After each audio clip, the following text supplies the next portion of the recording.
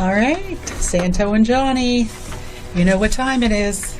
21st Century Bohemian. I'm your host, Teresa Picari. Glad to be back with you and maybe share a little bit of what they're working on right now in the workshop that we're in. A couple weeks ago, I did a 2-day workshop at the Camden Library that was open to 12 people. We got 14 in a waiting list, so I was very happy. And these two women were part of that. And now we have continued to work independently for a few weeks here. And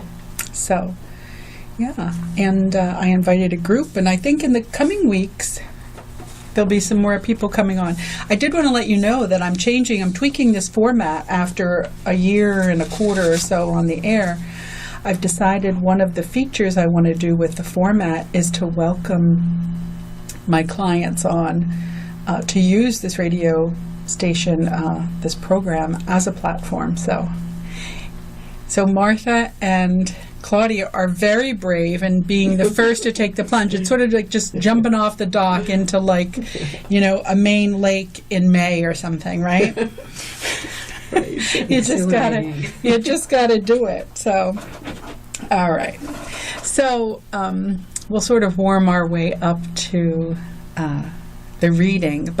So I wanted to ask you your experience about what prompted you to come to the library. I'll go first. I'm Claudia, and I am a summer resident here, so I am kind of exploring what's available. And now I've got this and blueberry picking and a lot of wonderful signature Maine things that'll bring me back for sure.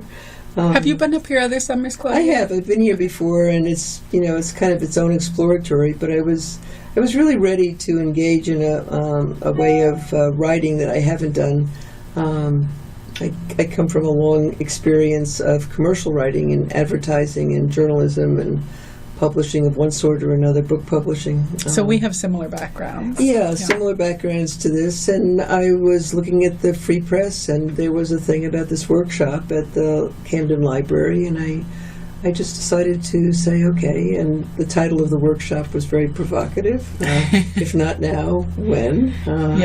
So it sounded like it was talking to me a little bit, and I decided to give it a try and really love the experience of the 2-day at the library, and very happy that there was an opportunity to extend it. Oh, cool.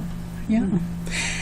Did you know when you came into the 2 days at the library, did you know what story you had in mind? Or a lot of people came in and they changed their story. I'm not sure that I did. I knew that I felt ready to write something that that the proverbial phrase was in me, but I didn't know what form it was going to take. And it's a transitional moment in my life. In any case, there are a lot of things. I left the business world after many years, and it's been it's just a feeling of openness and a look at other things in me that were there. And the topic, other than my life, which is what I have to write about, I didn't come in thinking I had a novel or a fiction piece that I was going to do with poetry or anything. I mean, there was no format to that. It was just an open thing of saying it's not going to be the commercial on-deadline assignment writing I was used to. So that was in place. And vague sense in myself of what I was doing, but I didn't come in with anything written. The writing that I'm now going to be reading tonight, or part of it, has totally flowed out of the experience of the workshop, and really your insights into the experience and the enthusiasm. Claudia. Yeah, no, I mean, it's easy to pitch this workshop and your work because it was really a wonderful thing to. It was just right. And so were you. Thank you. I'm humbled, and thank you. Sure. That's very, very kind of you. I think, everybody came in and we started from scratch. And that's what I sort of said in the write-up for that particular workshop. I said, you won't leave empty-handed. And no one did. So I was glad to see that. I was really... it was interesting to me that some people did come into the workshop with an idea for what they wanted, what kind of story they wanted to put down. But then they changed it I think about half the workshop, so about 7 people or so. It changed just in that short beginning of the workshop. I noticed. So interesting. I don't know. I was really intrigued by that. Martha, how about you?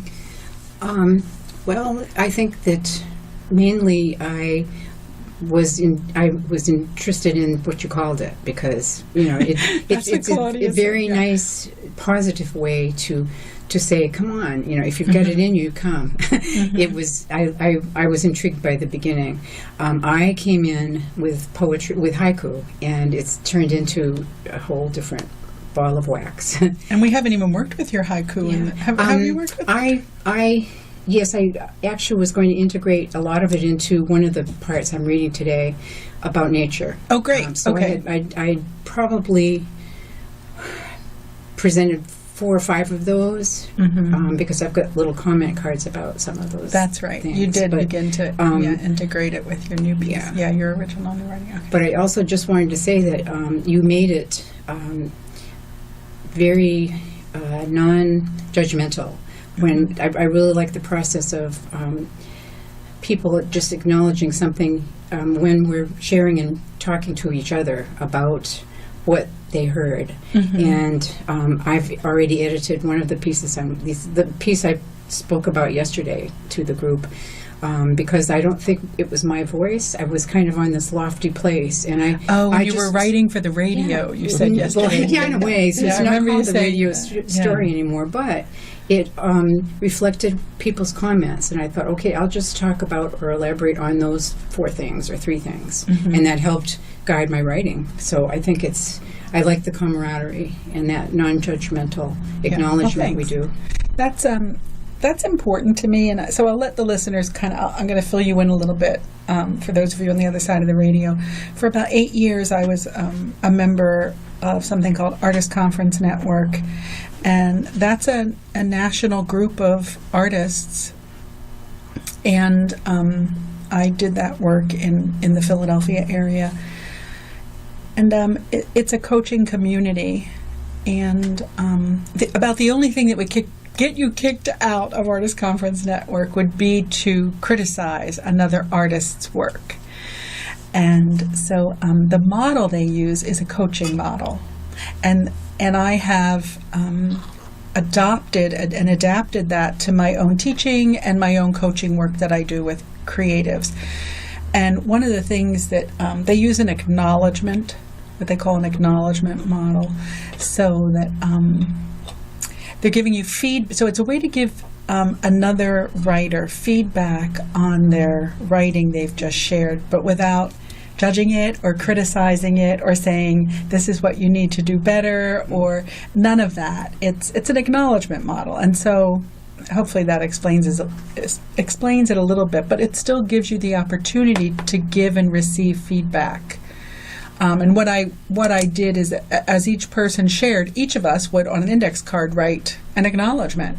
And you didn't have to. You weren't required to do that, and you weren't even required to read. But out of the 14 people, 13 people read. Yeah, so that's usually how it works. I mean, it's rare that someone doesn't, because and creating a platform of camaraderie and modeling that for people is so important when you do creative groups, because I think everyone has a story about being judged or criticized, maybe going through school or in your family.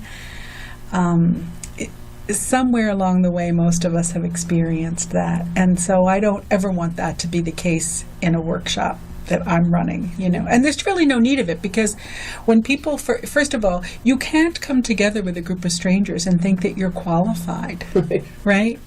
And who among us is qualified, really, to judge another person's work? So we steer away from that. So thanks. I just wanted to explain that a little bit to people. So I'm going to take a little music break here, and then we're going to come back and we'll continue our conversation. All right, so stay tuned, folks. We have plenty more lined up for you. We're going to be talking about writing and creative process. And then both Claudia and Martha, I believe, will be sharing some original writing. Okay, we'll be right back. All right, we're back here live on the 21st Century Bohemian. I'm your host, Teresa Piccari, and joining me are two writing clients, Martha and Claudia. And Claudia, you've had a career as a writer. I have my working life goes back to just all kinds of writing experience as a book editor and working with authors, and then what kind of books? Fiction, nonfiction? It was the trade part of Doubleday years ago, and I started as an unsolicited manuscript reader and wound up on the editorial team of people who were bringing books into Doubleday at that time, and working with existing authors and having a relationship to books and writing. Mm-hmm. That was my first step out from an English major. Can you tell people who are listening in what trade means?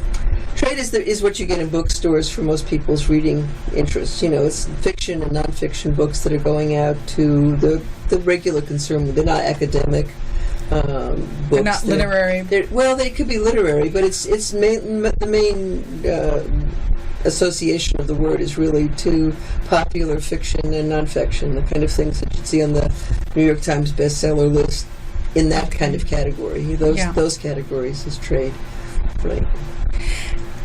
But you hadn't sort of ventured into that yourself as a writer. I hadn't. I didn't do any book writing myself, and that part of my working life segued into an advertising relationship where I became an entrepreneur and opened my own agency, and that became quite a big experience with a lot of just advertising, writing, and brochures and collateral pieces. As the creative director of that agency, I had a woman partner at the time, and that went on for about 10 years.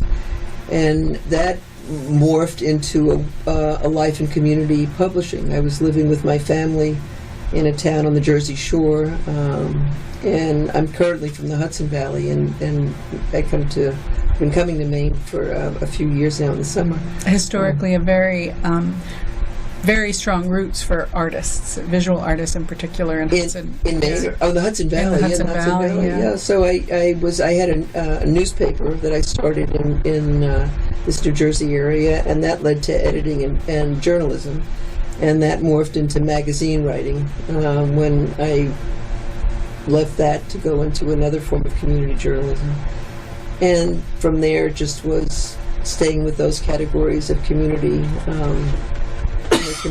communication one way or another, with writing involved with it. Mm-hmm. So I would think that career really served, and especially the editing, really served. I think that you're probably tapping into a lot of that as you begin your story, your memoir right now. Is that? Yeah, you don't know where the road is paved and what kind of votive candles are put up along the way. But when you look back from any kind of perspective, it really looks like it's been guided in a sense of what the involvements are. They've been consistent, and it's always been to the word somehow, in one way or another. But this engagement in this particular type of writing feels like it's deep within myself, which is a different place to draw from than the intellect. It's almost, the elevator went down somehow to the heart part of me in this part of it, which was a very distinct feeling. And it... well, you're writing something that's sort of a spiritually based about right, in your my own case journey. it is, because that's really a definitive characteristic of my life as I've lived it. In ways that I've never really felt were comfortable to share in a written piece. It just has a personal association that seemed to be contained within the experience itself, rather than putting it on the page. Yeah. And again, this workshop in Camden, if you believe in divinely guided experiences, right? Was very good timing on one level, or it was just really the right place for me to be to expand what I'd come to understand as the foundational basis of how I live and what I live out of. Mm-hmm. So it's come out on the page, and I am thrilled because it just is almost pouring out in certain ways, and that awesome. Feels like feels it's all very unusual. It's not. It's pretty amazing when I looked around that table at 14 people, the diversity of stories. Wasn't it? Sure. It's really fascinating, and I've been doing this work 21 years, and I'm still amazed all the time because we're all so different. We have different paths, we have different lifestyles, different walks of life, and when it shows up on the page, it's really nothing short of amazing usually to me, you know. Yeah. So, Claudia, did you want to share something? Sure. I mean, that was the intention here, was just to really present some of the writing that I've done. So this is a piece that I titled Field Guides, and it might be the working title for the longer thing that's resulting. I didn't know it had. Okay. Yeah, Field Guides it's called. So I'm going to read part of it as an introduction, and then you could go from there. All right, great. Field Guides. There's a man in upstate New York where I live who started to talk to the Virgin Mary. He's an author who doesn't have a history of mental breakdown, only a reputation as a spiritual seeker. He also takes long walks after midnight, the hour of the wolf, he calls it, when he says the veil is thinnest that lies between this earthly life and the unseen one beyond.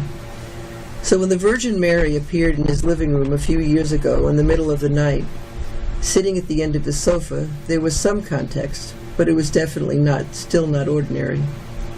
What she had to say is getting written down for a book that's already under contract with a big New York publishing house and is far away from the Audubon Society Field Guide to North American Insects and Spiders, as you might imagine. But not to me. Field guides have never been on my bookshelf as a reference for plotting or understanding life. I love nature, but didn't need to get down in the weeds to examine and catalog it until I began to take notice of spider webs in a backyard in Florida. The house is a winter rental in the suburb of St. Petersburg, in a neighborhood that reminded me of growing up on Long Island in the era that created the obsession with mid-century modern decor. When I first walked in, it felt like my mother's living room. It felt like a home I remembered, except the backyard with its bamboo trees and goldfish pond and tropical landscape and a 4-foot statue of the Virgin Mary. Back north at home, I knew the man who talked to Mary. We were both part of a group that had been meeting every Thursday night for years, a small gathering of people who came from different religious traditions or none at all, but were drawn to spirituality. When I joined, the weekly discussions took passages from the Bible as starting points for spiritual probing. The group was called Koans of the Bible and was loosely modeled after the Zen Buddhist practice of questioning, to break down logical reasoning and provoke enlightenment. 2 hands clap, there is a sound. What is the sound of 1 hand clapping? That kind of thing. But once my friend met the Virgin Mary, everything changed. Not in an instant, but a year or so later, the group was renamed the Way of the Rose. Those who stayed in it were saying the rosary, and if they wanted, petitioning Mary for help. When I went to Florida, I had my rosary with me and went into the garden every day to pray. I'm not a Catholic, it doesn't matter, not to me, and I never asked Mary how she felt. For me, the beads and the words create a sanctuary in time, a refuge where I can go to make a connection with silence and wait for whatever shows up. I'm comfortable calling it a communion with God, but that's after years of rejecting the concept. When I turned 50, I left a 30-year marriage that could have been happy enough to last a lifetime, but not for me. What followed were years of tumbling through relationships, some I should have had when I was a teenager, when sex was still forbidden fruit and rebellion was expected. There was a lot of responsible growing up things I did, too, that involved raising a family and starting businesses and making a buck. But it wasn't until I heard the Dalai Lama in Central Park on an autumn afternoon in Manhattan that currents began to move on a spiritual level. The day had a special air about it and was definitely loaded with synchronicities, like immediately finding the impossible but perfect parking place near the park, and a single spot near the stage in front of the Dalai Lama, close enough for eye contact, when thousands of people were spread out behind me on the lawn of Sheep Meadow, craning for a view. Just luck? Maybe. But I began to think not when I found myself a few months later stepping out on an airfield in Tibet on my way to Lhasa, at the start of the real spiritual journey that I'm still on. Thank you. So that's the end of the first attempt in the workshop. Yeah, that was the first piece, right? That was You the first wrote. piece, right? Yeah, two Mondays ago. Yeah. And that was after coming into a workshop with no idea that I was going to sit down and write that. So that was a 24-hour period of immersion that seemed like I had been swimming in that stream for a long time, but I hadn't been. So it was a real cathartic moment of engagement. And so there it was. I was on the page. Yeah. But I do think, I mean, well, I shouldn't say, okay, let me back up. Do you think, I mean, did it come out of thin air, or were you swimming in this for a long time, but just had it not been on the page yet? I mean, what? All I know is that it hadn't been written down in any coherent way. You know, it was certainly the life I'm living. So you have that material, and whatever it is that has to do with the skills of being in the craft of writing, I had those. But how you bring together something that is non-existent, it's the classic blank page. I mean, you're looking at something that is not materialized yet in any way, that could be shared, or even if it's with yourself, to see what that looks like. How do you bring all those elements of yourself into some form? And that could be, the expression of that could vary. Some people find that in service, social service out into the world, or building a business, or painting a painting, or whatever it is. The expression for me, the medium for me, has been words. But how to use them, and where they'll take me into deeper places of myself, into an understanding that I've come to believe that lifetimes are about. A purposeful engagement with your life. Yeah. My guidance has included writing and silence. Lots of sanctuary feelings of where do you find that interconnection, and the right timing. You have to have certain experiences, I feel, that bring you to personal preparation for some next step. And that's what I feel I'm in. I mean, in different aspects of my life, but in this experience, with this workshop, with this page, this is definitely new. Well, I'd like to comment on something you said at the beginning of your comments, that it was the act of creating something new and putting something down on the page that hadn't been on the page before.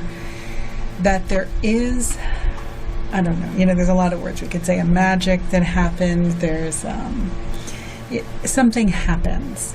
And actually in developing that program that we did at the library together, I called it If Not Now, When? And it was a new program. I mean, because I offer, in this community, I offer something at the Camden Library and the Rockport Library about twice a year for free for local residents to, if they're intrigued by writing, interested, they want to just see what it's about, they want to see what working with me might be about, etc. But I never run the same thing twice, so that people can come all the time if they want when I offer it. But so I did this If Not Now, When? And the idea was, we weren't doing flash fiction, but we were doing something that you produced quickly. And I came up with that idea, sort of like that cocktail napkin idea, that we used a large Post-it note, and I just came up with some questions, and you would write things on them, and then you use that to develop, to start. And everybody was able to do that. So it was amazing to me, So what happens is you created something new, both of you, that didn't exist before, and now it's on a page. And then, how can I say this? The story kind of rises up and tells you, I believe, what next, where it wants to go. Did you have that? I mean, what was your kind of... I felt sort of it's kind of a miracle in a way to finally find a voice, a believable voice inside me I probably was the loudest naysayer, because I kept pushing it down. But I think in your own mind, like to yes, yourself, absolutely. Or I was pushing the writer in self-censoring. you down. Yeah. Oh, wow. But I think that I was delighted to find it, and I was certainly reactivated and transformed in a way by the other people in the group. We had 14, I think. We had 14. And, it was like, wow. And you gave us permission. It was like, okay, if not now, when? And it was like, okay, here's your moment. And it was accepted without criticism.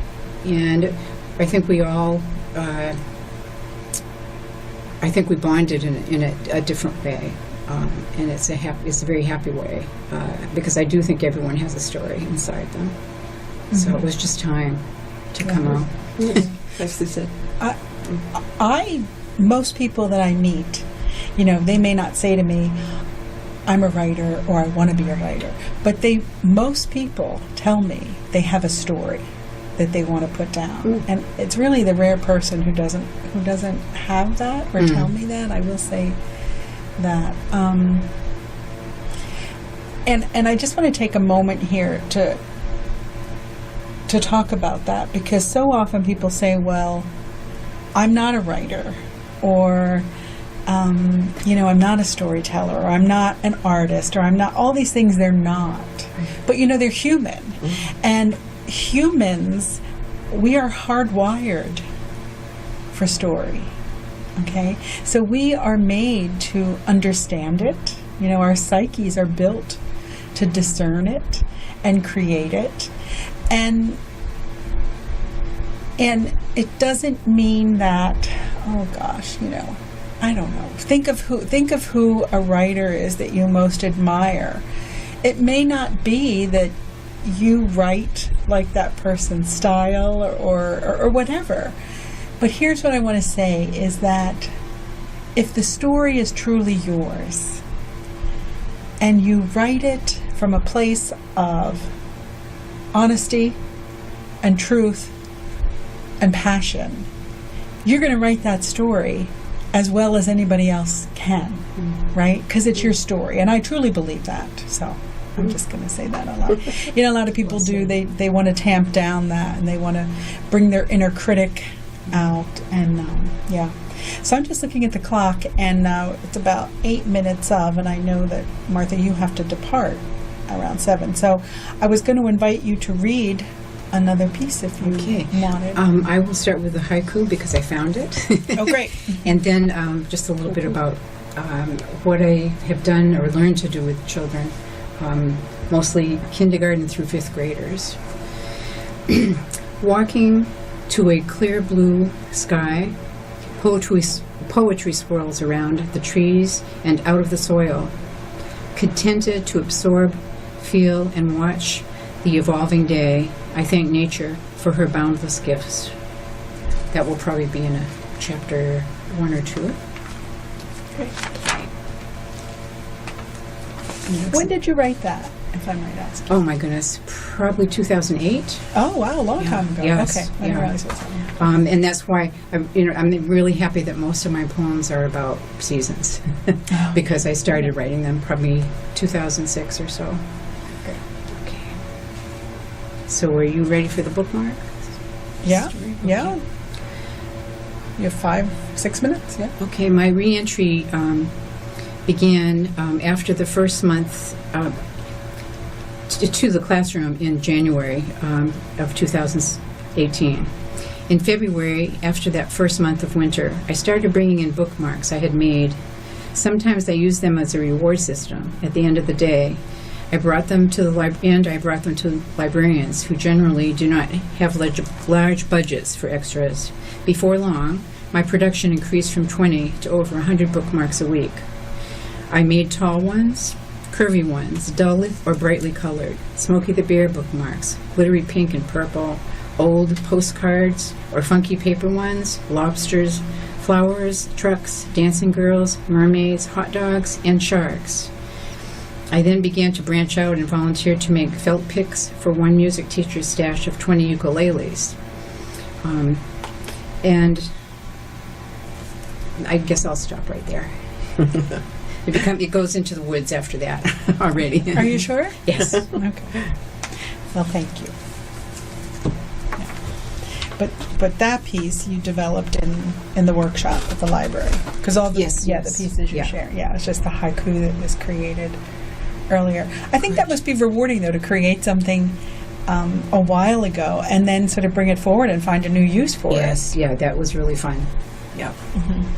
That's something that you see pretty often. I mean, as a former book editor, you've probably seen a lot of that, Claudia, where people have some sort of front piece on the beginning of a chapter. It's pretty common. Yeah. I mean, I think there's a model of that. Certainly in things. I mean, one of the things that I remember when you were first reading in the library workshop, and you had talked about the haiku and how lyrical your writing sounds, that actually the integration of those haikus, that if there's a lot of them, seem to be possible not just as chapter headers, but where they fit, kind of a pause appropriately where they fit into the actual flow of the copy. Which I think is totally up to the writer. It's not I don't think there's a formula in anything, but certainly it's familiar that some quote or some, some line from literature or spiritual text or personal reflection introduces a section. I'll make sort of note of that. Yeah, like you just said, you're going to stop there. I mean, just hypothetically speaking, that could be a place where you might insert a haiku. Yeah, and it also might draw you forward into some place you hadn't thought about, either for the writer or the reader. It just sounded like when you were doing those first readings, that occurred to me. It was probably on my acknowledgement card, at the time, when you say I acknowledge. And whatever. Those are great. I have some on my refrigerator. These are from other fellow from the group workshop people. And I did that to the first piece I read today. I took out what didn't sound like me. I took out what didn't sound like me, and I just went back to what people commented about and fleshed that out a little bit more. And that's a new lesson I learned, and it works. Interesting, yeah. But in a way where you didn't feel critiqued. Exactly. Right. That's fascinating, and that's a fascinating use of those feedback. Yeah. Congratulations. I'm glad to hear that. And that they're on your refrigerator. When I was in Artist Conference Along with emergency numbers. Your emergency writing number. Yes. Yeah. Oh, very cozy. You both really like it. I love those lights over there. They're sort of really big. Yeah. I think they usually go on a house at Christmas time or something. I don't know. I know. I forget that the listeners don't see in the studio. It's just really wonderful. Yeah, so it's I have always loved radio. I think the mystery of radio to a certain extent. It's kind of like when you get a book and the author doesn't have their picture. Right? I mean, on one level it frustrates me. On another level I really like it. Because then I don't know what they look like. Right. I don't know how old they are. I don't know, what color they are. I don't know what age they are. I kind of like it. I kind of like that letting the work speak for itself. Right. Right. And also entering it yourself in a different way. The requirement to participate somehow with radio is it's different. Not just to be a spectator on something rolling by. It just seems to because you don't see anything, you're just kind of hearing. Yeah, but it's very inviting in this environment if people could see it. It's just. And I didn't grow up with what they would call the golden age of radio. I grew up. I was born in '60, so But that said, I loved Prairie Home Companion, and there's so many things on radio that I've loved as a writer that speak to me creatively. But I did not grow up per se with that family gathering around the radio at night. That preceded me. I was more, we gathered around the TV and watching, I don't know, the Brady Bunch or something, right? Well, I grew up around my sister who was an avid radio listener, and we shared a bedroom, and she every night would go to sleep listening to radio, and a lot of it had to do with Gene Shepard, who was a raconteur on radio, and just a wonderful storyteller. So it was in my life, and certainly in my family life. So she didn't have earphones? She'd have it ultimately. I mean, she literally it wasn't a time of earphones. It was a time where she had a little radio that she kept near her ear. A transistor? Yeah, so there was a point until I fell asleep. I would hear what was going on. It. Yeah, and that just went on to, just a lot of car driving when I was, I moved to the Catskills and still had a business life in New Jersey, and so there was a 2-hour ride. Listening, just really to great, and all of this stuff now with the Moth Radio and, storytelling and, fiction coming into its own kind of on the airwaves in a way with radio that I love, along with audiobooks and listening to that. I think it's wonderful because as a writer, we get, now our words can sort of be heard and not just read. Right. It adds another dimension. It's also another level of engagement in the world, which is so seemingly chaotic on the actual reality level of Do you think? Hard news. That's what I mean. So it's Do you think? So dropping to this other understanding of what life is that storytelling allows is a really valid way to participate in what's going on, but without having to be bludgeoned by yet another headline endlessly. Not that it's not part of all of our lives, one way or another, visually and television and internet and all these sources. But the storytelling voice and the narrative and the emotional connection to story is a connection to life as we live it as humans, I think. Yeah, it's part of being human. Right, it's wonderful. Yeah. It's medicine. Really great. Yeah. It's so medicine. Yeah. I was just thinking, listening to you talk about your sister and with her transistor. Yeah. I had a little transistor radio too. I mean, before I went to school, it was a little white transistor, and I loved that thing. I have pictures of myself. Yeah. I mean, even at the airport outside with my father, and I'd be at the airport, and I'd have my transistor in the. That was really important to me. And the other thing is going to the beach. We always went to the beach, and it was listening to and the beach when I grew up. It was Atlantic City and Wildwood, New Jersey. Right, sure. When I was very young, and those are big beaches. But you would be blanket to blanket, and you could always hear the ball game. And then I could always hear Wibbage, and I could hear, I think Wibbage was 94.1, and then WFIL. They were two big radio stations in Philadelphia. Yeah. So I just really loved it. And that was important to me. I have really great memories of being at the beach, smelling the salt air, going in the water, hearing the baseball game, and listening to the rock and roll on the radio up and down the beach. I just love that. Sounds like something to write about. Yeah, and the Fudgy Wudgy Man. Do you? No, I have no idea who that is. Oh, he was. Wait a minute. There's a story here. Yeah, well, no, it's just it was the.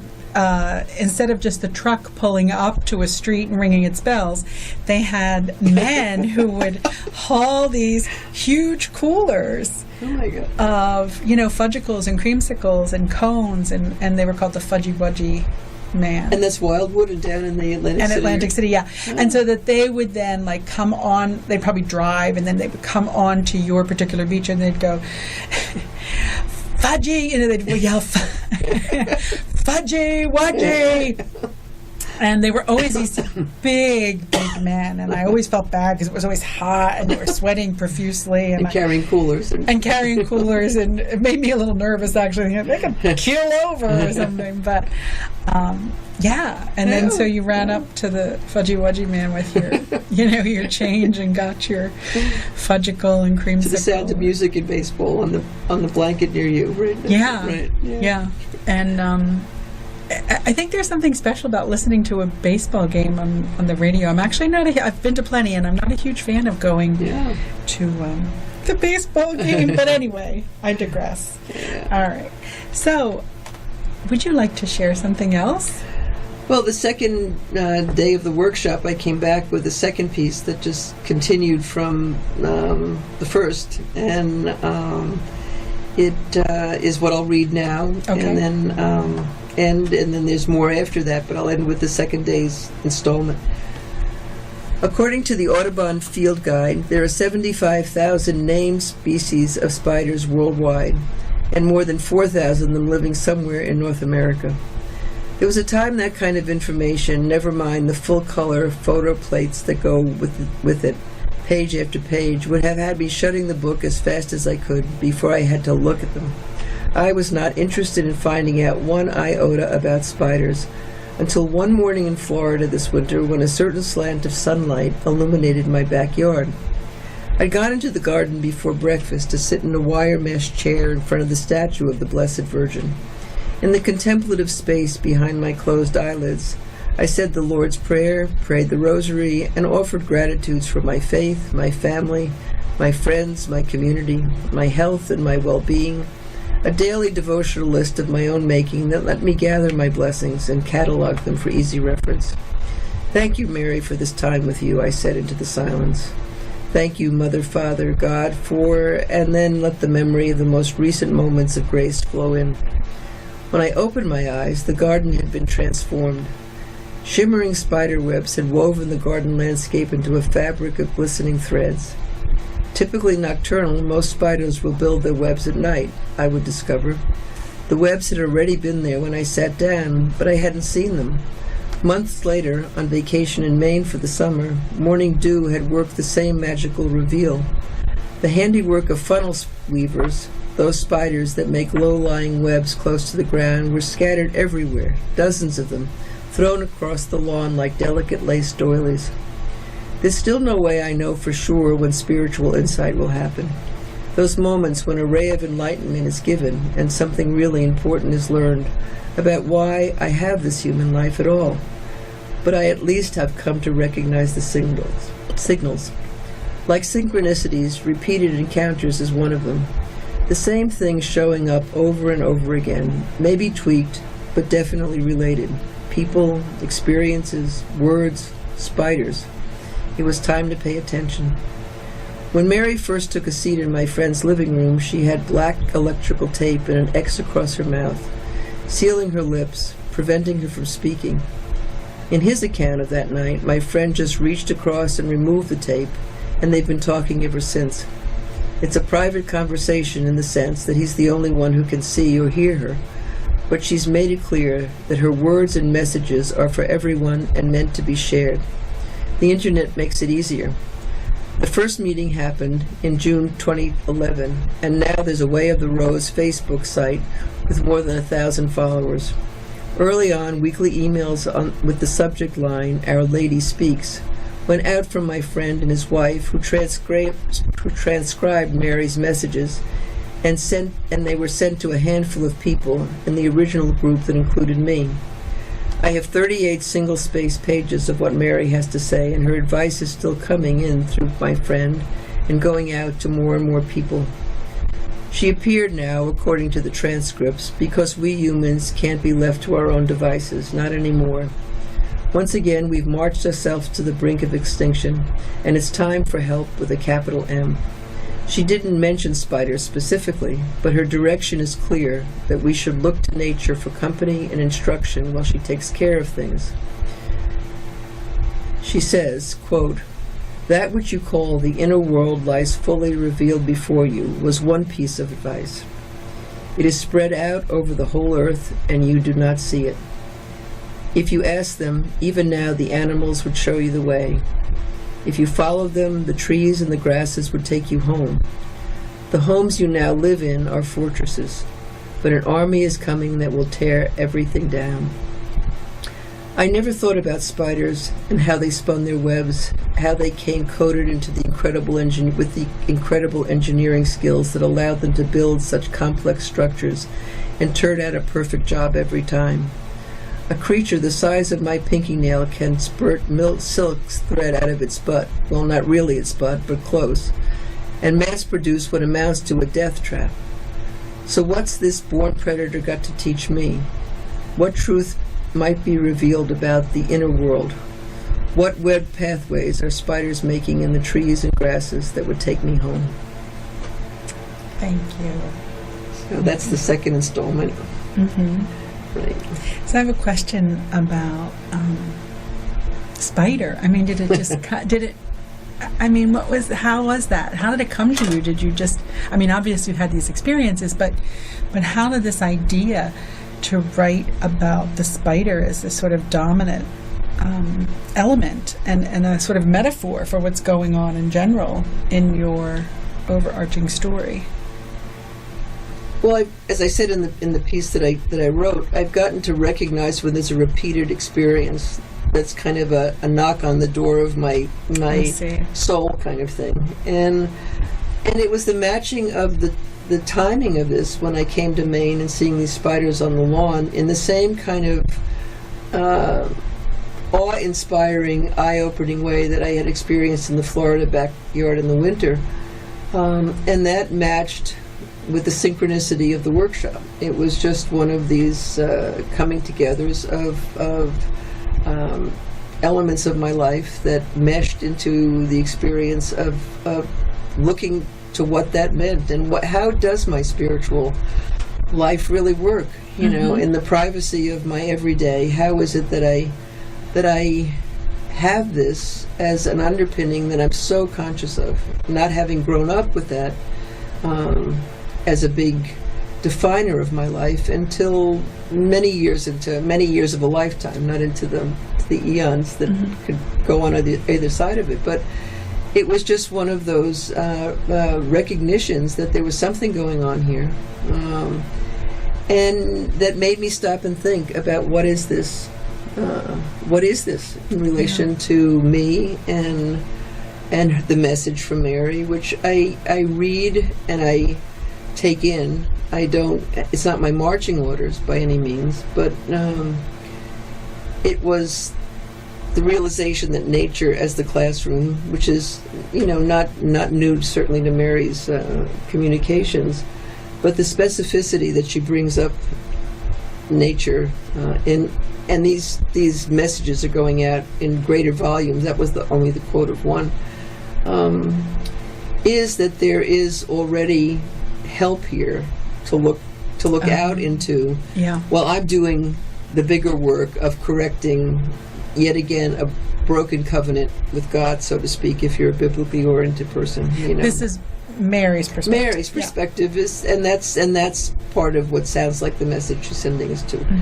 You know, that reassurance that you can continue as humans to, you know, take charge and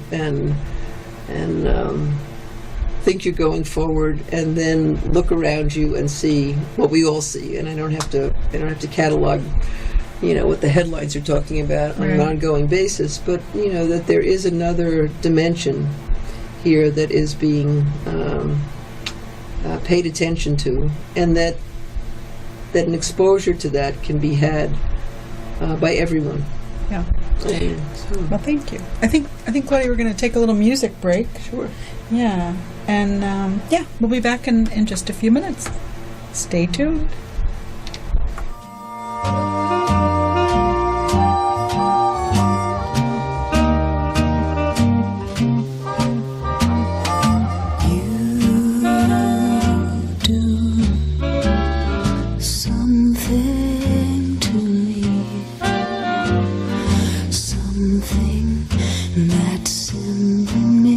Mystifies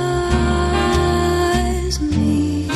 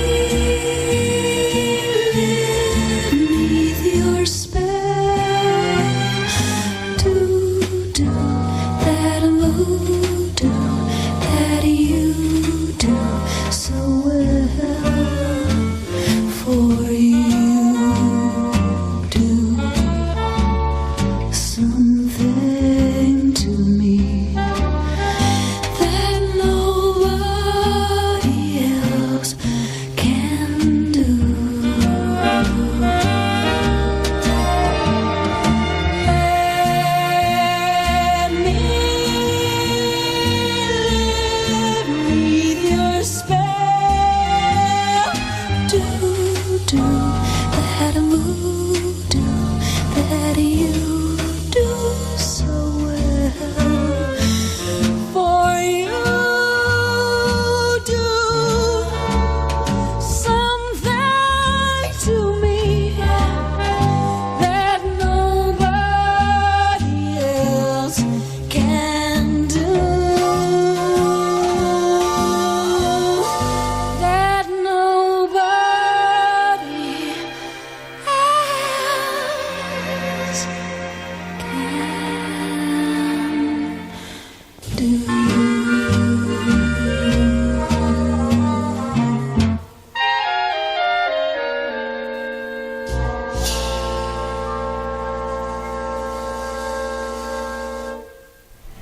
All right, you were just listening to Sinead O'Connor, You Do Something to Me. Welcome back to the 21st Century Bohemian. We are deep into the second hour here. I'm Teresa Vicari, your host. Joining me in the studio now, Martha left, a couple clients that I'm working with in my business, and Claudia remains. Thank you so much. Yeah. And so, Claudia, I wanted to ask you, in one of your, I think it was the first piece that you shared, you talked about sort of a defining moment in your path, going in Central Park, going to see the Dalai Lama, and something about the synchronicity of finding just the right parking spot. And when I think you mentioned that you sat down and you were sort of right in line with him. Right. I had this sort of little moment of, actually, I remember reading that Bob Dylan had said he went to see, now let me get this right, Buddy Holly. Oh. Yeah. And it was only a couple days before Buddy Holly died in that plane crash. Oh. But Dylan went to see him, and he was a real hero of his. And he went and sat down, and he had like a really amazing seat. You know, somehow he got a great ticket. And he was literally like feet from Buddy Holly. Wow. Yeah. And that he felt a connection, and he felt like a transmission. He felt like an energetic transmission that took place between them. That's pretty wild, isn't it? And understandable. Yeah. It's And so then a wild, couple but of days understandable. later, he died. So I just wanted to share that because it, Yeah. I don't know.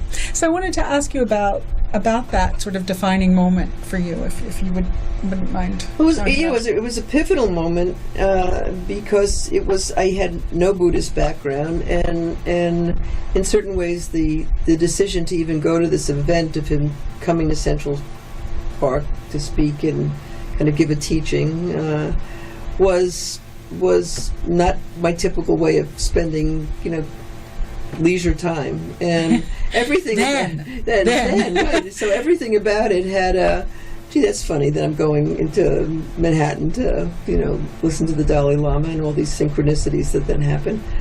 And what it did was, just without a consciousness at the time, I have to be going back to the memory of it, it wasn't like I came out of there and felt I had an epiphany of some kind, that this was my guru, or I was connected. But there were many things about it that I took notice of. what year was it? What year was it? It was 2000. It was probably like 2004. I'm trying to think whether it was before 9/11. I think it was 2000. It was the end of 2003. Well, it was after. Right, because when I came back, I immediately changed my residence, or very shortly after. I had been living on the Jersey Shore and went to visit a friend in upstate New York, in a community, in a town that had a Tibetan monastery. And this was after I had gone to this session in Central Park. And in that period, my father had died and left an inheritance of us, that left me enough with some things to see if there was anything I hadn't thought about doing, although it wasn't even conscious of that. And I wound up buying a ticket to Tibet, which was also everything. Wow. But it wasn't like I got, this cosmic direction feeling. I got that, and I Was it a went. little voice? It must have been a little voice. Well, at least. what was a little voice was the word compassion. And that's another thing. I mean, there's so many things. And That even was as a word you were hearing? Right, I was hearing, kind of in that internal space of myself. It was almost, it was like these lights in the studio. It almost had a neon quality to it, where things that had to do with, and it was that word as much as anything that brought me to Central Park, and never mind to ultimately Tibet, and after Tibet to this town in upstate New York, to a Tibetan monastery, where I did certainly serious looking into what Buddhism was about. Now, Tibet Buddhism is one of three branches. The one that's in this community is one of three branches of Tibetan Buddhism. But it's also a very complex tradition to try to penetrate as an outsider. I mean, Buddhism, you could enter with just an open self to it and not worry about the language or the rituals or the history or the traditions, all the way to being a serious student, and then Taking practitioners vows. and taking vows and taking all the vows. rest of that. So there's a lot of entry points, and none of them require anything. It's your own calling to those things. So as you go deeper, you make commitments that are part of the tradition, but they're not necessary to feel that you have experienced what a Buddhist practice is. So there were several years of that, of really getting to know Buddhism on a personal level. So you were living in this town, and you would I was just living go. in this town, Yeah. and I would go to the sanghas, and there were all kinds of things that connected me to that. And out of it, I began to become very interested in the Bardo verses, which is a central part of Buddhist literature. And I don't want to extend this this part of the talk too long, but they became very much part of my everyday practice even today, and I memorize them. Oh. And they have to do with my own personal liturgy that I put together when I do sit down to do my practices, that include different traditions. I mean, it's the Lord's Prayer and the St. Francis Prayer and the 23rd Psalm and the Beatitudes, and But there are a yet you whole didn't bunch of grow up things. Catholic. I did not grow up Catholic But at you sort all. of integrated. Well, quite it's a few of Christianity. their- There was Yeah. enough of a Christian tradition there, but the Buddhist part of it, there were many things in it that really, it just became part of what I felt were teachings to myself personally, and I feel I wanted to ingrain in my own consciousness. So when I needed them as a support for what life was serving up for me, that I would have this foundation raised. So I very carefully memorized the Bardo verses. Robert Thurman is a Buddhist scholar who happens to be Uma Thurman's father, the actress, but Right. he is I think, I don't want to get this wrong, but one of the first, if not the first, American to be brought into the tradition as a monk. And he has teachings and programs in Tibet House in New York, and so I studied with him at certain workshops, and really felt the Bardo verses were ones that took me into where I needed to go with Buddhism. And so they, and some other parts of the tradition too, are part of my everyday life, but those particularly, and I'm going to write into that. That's definitely going to be part of what's coming in. In this flood of now look at this, and this is where this fits, and the next fitting thing seems to come up on the horizon just as I need it. And that's happened with an interview that I did. That's just a recent addition to my spiritual work. Yeah. All right. Thank you. Yeah. All right. So I think we'll just take a quick music break, Sure. and then we'll be right back again. All right. Welcome back. Here we are. Claudia and I are still here. We were just having a discussion on, I wanted to tell you that was Miss Otis Regrets by Kirsty McCall, and here we are, two English majors. We were having discussion on how I would say this. Kirsty McCall and the P-O-Q-U-E-S. Pocase? It Is that sounds on there? both ways. I don't know. So that's Could what do we were it, but I don't know which discussing, one is right, to be honest. Sorry. We don't know. Sorry. Yeah. I think it could definitely be a step. So We don't know. All right. Well, here we are. And so I had a couple clients in tonight to talk about writing and creative process. And Martha left a little bit ago, and Claudia has stayed on. And you were going to share another piece of writing, right?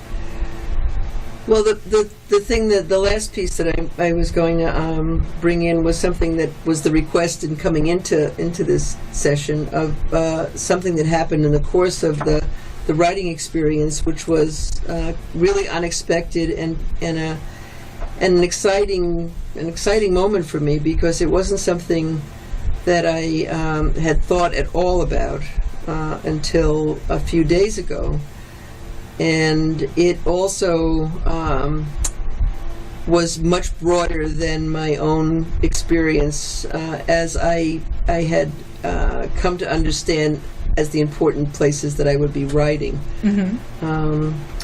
And in preface to what I'll be reading is a framework of what this is. It's basically an interview with a person in my life who is my personal partner, the partner in my life. His name is Bill, who is very grounded in the rational, the academic. He was a professor, very scientifically oriented, very literal, hypothesis testing, all kinds of things that lead to the conclusions of his life based on certain things that have a solid foundation in observation, testing, and proving out in a scientific method kind of way.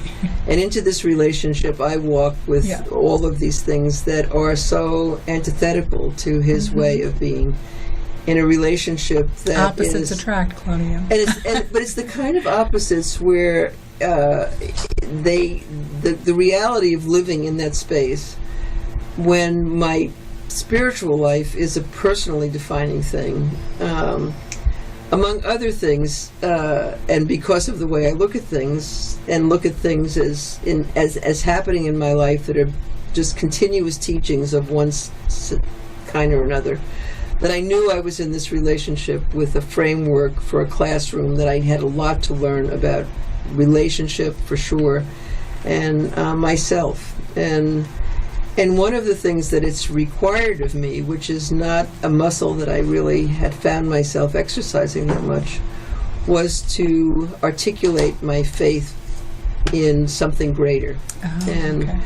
So in the course of writing about this and kind of expanding on how I got to that place, or how it informs my life, or all the things I've just read, it occurred to me, and then it became a really driving idea that had a carved time and a very busy vacation schedule, of taking him on an impersonal basis, not our relationship, but seeing him as a person who's very grounded in a certain way of seeing things that is different than mine, and interviewing this person, as I had done in my previous working lives in journalism and editorial work, where interviews, which I love to do in feature writing, right, it's something that was something I was familiar with. Yeah. So we carved out, and it turned out to be hours. I mean, 3 or 4 hours of unbroken time, and I'm in the midst of transcribing that, and it's just such a rich source of input into what I'm doing in a lot of dimensions. So isn't it wonderful to have a willing interviewee? Yeah, it is. It is a willing interviewee. It was somehow easier than I didn't think it would be hard, because he's used to. Had you prepped questions? How much prep did you do? I did. I just told him what I was needing to do, and he was totally willing to do it. And he's very articulate about his views. And as a teacher, a longtime teacher, he's used to presenting, and his view of things, his interpretations are what make a classroom syllabus, in a way. So he was very generous and articulate. So the questions were mine, and the framing out was mine, and he didn't know what they were, except the general thing that. No, in an interview we shouldn't. Right. I mean, I really think for it to be authentic, and for it to be really truthful, and real. I don't remember who, but did you know that someone interviewed the Dalai Lama? And they were limited to 10 questions. Oh, 10 questions, yes. No, they said just 10 questions. And when I had the opportunity to interview Maya Angelou, who I did one of my columns on, she limited me to 15 minutes. Oh, okay. And so you had 4 hours. Right. But what happens when you're really under the gun and in that time, it sort of, it puts this, not only the pressure and the tension, but it makes you discern and value each minute or each question. It weights it. So it's a really, it's an interesting process, It is. In my experience with interview is that people are very articulate about what they're passionate about, or people who they like to talk about themselves, and they don't realize right?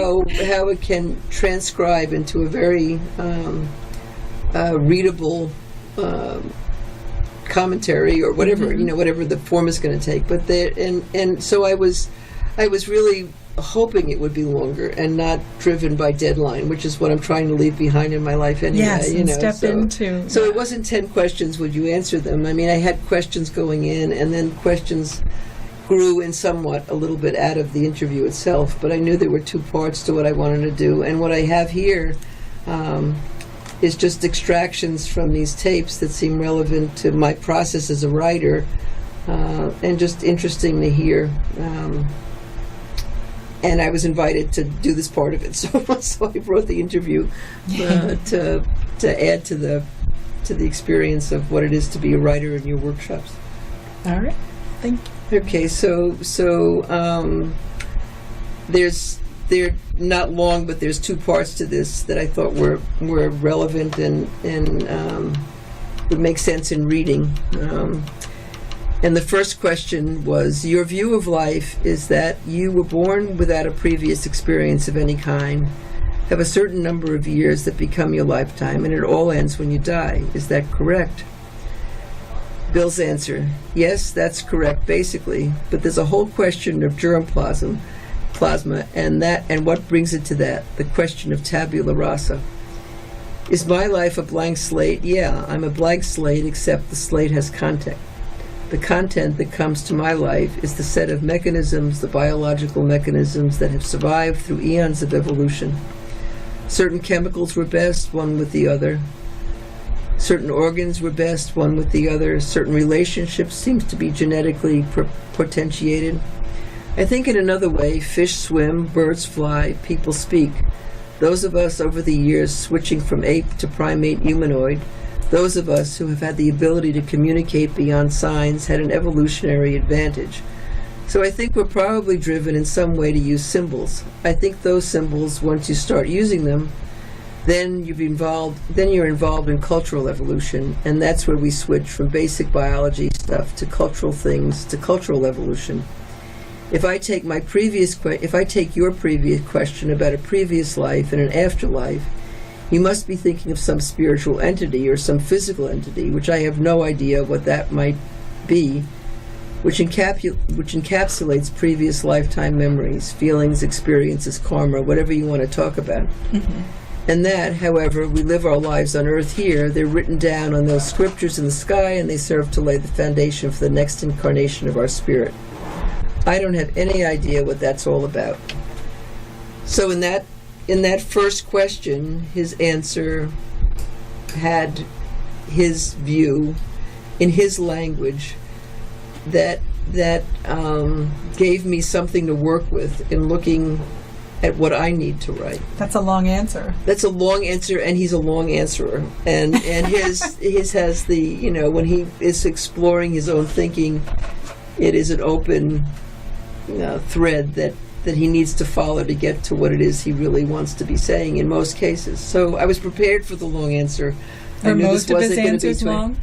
Most of his answers are long. He's not a person. He writes very long texts. He leaves very long messages on the answering machine, and he gives very long answers. It's kind of a combination. And if there's time, and I don't have to do another one, the point was to this session was that there are things feeding in.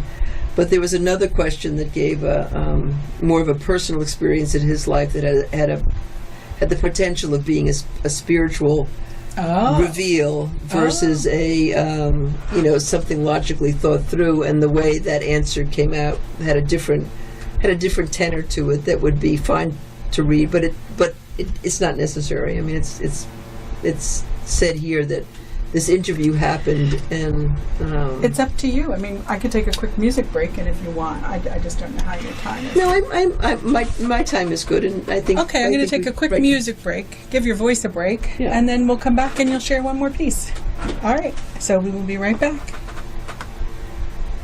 Wow, that's the.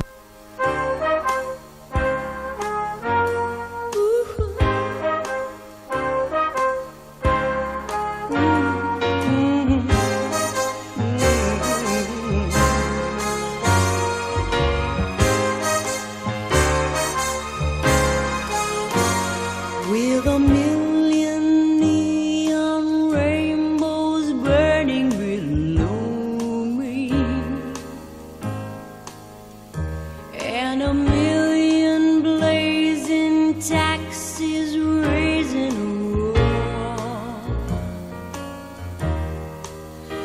here I sit above the town in my purple-lated gown, down in the depths on the 90th floor, while the crowds in all the nightclubs punish the party, and the bars are packed with the couples calling for more. I'm deserted and depressed in my regal legal mess, down in the depths on the 90th floor, when the only one you wanted was another. What's the use of swank and cashing a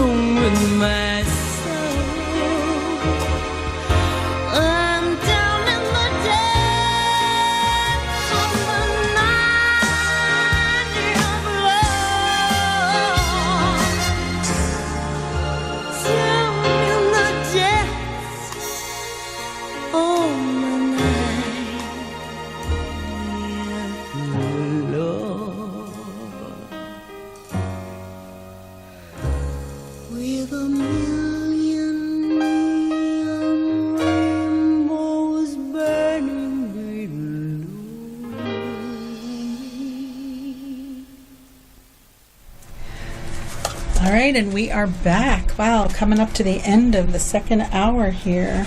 And let me see if I can tell you who that was. I think that was Lisa Stansfield, Down in the Depths by Cole Porter. So, all right, you're listening to the 21st Century Bohemian. I'm your host, Teresa Piccari, and I do want to take a moment to say, I believe next week, I believe, it hasn't been confirmed yet, but I think we're going to do a little roundtable for the upcoming Malay Festival this fall. Yeah, I'll have, and so I think that'll be next week. And then the week following that, Ava Morris is going to come back in the studio and talk about the compilation of main writers that she's putting together in a book and in a performance, essentially, and she'll fill us in on that and where it will be, what the venue will be, and who the 10 writers that she has ultimately selected will be. And so that'll be interesting. She was on last week, I think, and just did her last call for authors. So hopefully if anyone was listening, maybe you threw your pen in the on the page there. I don't know. So I wanted to let you know that tonight I have been joined by a couple of my clients, Martha and Claudia. Claudia's still here, and I wanted to just thank both of them for being so courageous and brave, because this is a new format. As I evolve my format, because this show is now over a year old, I've decided that it would be a good idea to use the radio show as a platform for some of my clients to present their work. So Martha and Claudia have been the people to take the plunge. So thank you. Yeah, wonderful. Thank you. Thanks so much. And it's great.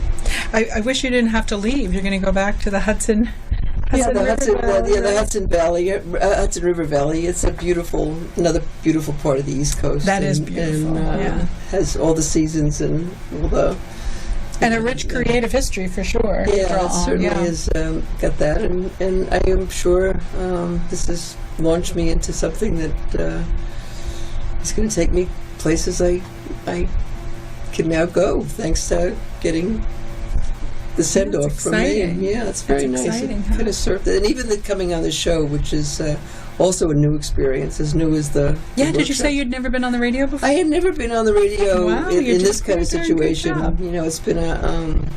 It's been some radio interview requirements in my professional life, but to sit in a studio like this with you sitting on the other side of a microphone is totally new, and it feels like a period on the end of this summer sentence, and that's very nice. Yeah. So good for you. Good. Thank you for having me. Well, that's very nice. Thank you. Very generous for sharing your work. And thanks for coming on. I will see you tomorrow. Good. All right. Have a good evening, Claudia. Goodbye. All right. So I'm going to take a little music break, and I'll be back with you shortly.